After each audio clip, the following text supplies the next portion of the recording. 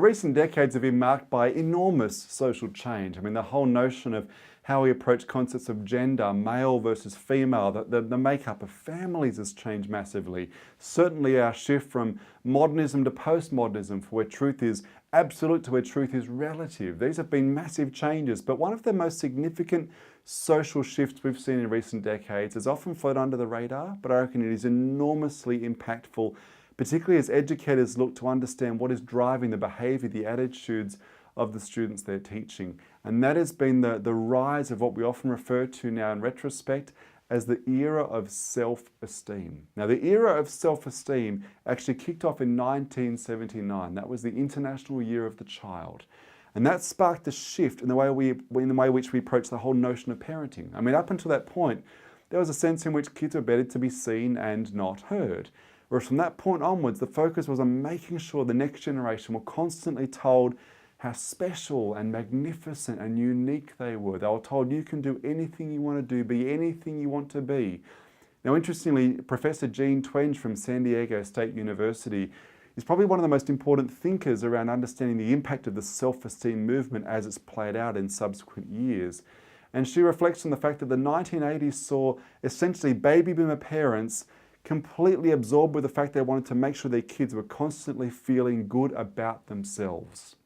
Now, the term that was used was the term unconditional positive regard. In other words, we wanted students to come through knowing that they were amazing at all times, even if there was no basis for the praise or the validation, the affirmation. There was just a sense of it's just good to constantly affirm young people. Now, this was all very well intentioned. You might think, well, hey, nothing bad will come of that, surely. And yet, if you look at the data now, as we look back on the era of self-esteem, there have been 3 unintended consequences we've got to be very mindful of.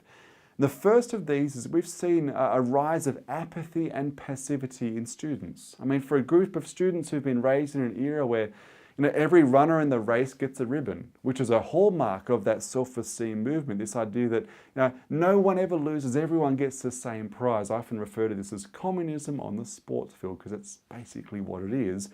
Apathy and passivity has followed from this. I mean, it's sort of natural you would assume that because after all, if everyone gets the same result, why bother trying?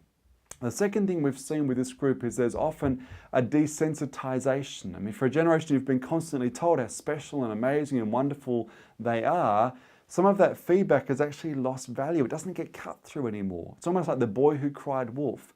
And the challenge in us giving so much praise and validation is that when you actually give praise and validation for specific things, it's often not, it doesn't get through. It's not heard by this group because they've become desensitized. And the third thing we see for this generation of students is that there's often a dependence on external validation and praise. I mean, the old saying is so true. We crave what we feed on. And for a generation who their whole lives have been fed a steady diet of extrinsic praise and validation, there's now a dependency on that.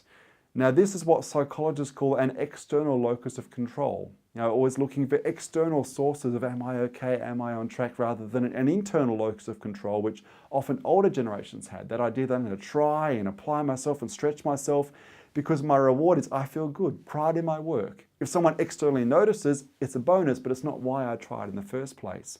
But for a generation who've been raised in the era of self-esteem, constantly given praise and validation, they're now looking for it far more than ever before. I actually read a report a few years ago that looked at how often this generation as employees want to be thanked by their boss. 60% said once a day would be really good.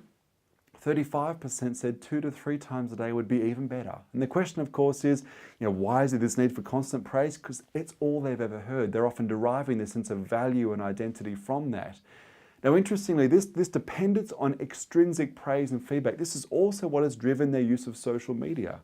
I don't know if you've noticed this, but this is a generation who share everything on social media, Instagram and Facebook and Snapchat, but they don't just share, they then want to check 12 seconds later, whatever they've shared, how many likes did it get, how many comments were there? Because they gauge their value and the value of what they've shared based on how much feedback extrinsically it gets. Now, if we look at what does work in building self-esteem, what's very clear, is that constant praise and validation hasn't worked. And you look at the research of Martin Seligman and others in his field, and what stands out is mastery, self-efficacy. What actually does build genuine self-esteem is being able to do something. Therefore, I feel powerful because I have overcome the odds. I've struggled and I've prevailed. And so if we're going to build students that are going to be future fit, that will not be dependent on extrinsic praise, that are going to have a growth mindset, not a fixed mindset, it is vital that we do focus on building self-efficacy and mastery, not just constantly giving praise and validation. In the years ahead, we're going to have to try a different tactic if we're going to build true resilience and self-esteem in students.